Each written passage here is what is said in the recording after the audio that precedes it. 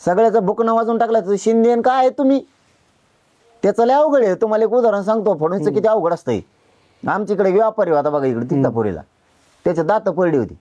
आणि व्यापारी लोक कसे असते तर लय चिंगूस, 1-1 रुपया कमी करायचा बघणार, याचा 2 रुपये कमी कर, त्याच्या 2 रुपये कमी कर, असा खेळ असतो त्यांचा. त्याचे दात पडले, डॉक्टरकडे गेला बचळ बसायला. बचळ कळत ना तुम्हाला, बचळ बसायला गेला म्हणजे सगळे दात. आता मग ते आता सगळे बसत नाहीत, मग ते डॉक्टरला घासा लागते थोडेफार, आणि मग ते फिट बसावं लागतं बचळ, मापात बस. हा मापात बसावं लागतं. आणि त्या व्यापाऱ्याला त्यांनी ते बचळ घासून घुसून बसायचं झाल्यावर ओके बसला म्हणला. पण म्हणतो डॉक्टरला, म्हणतो आता पैसे किती झाले.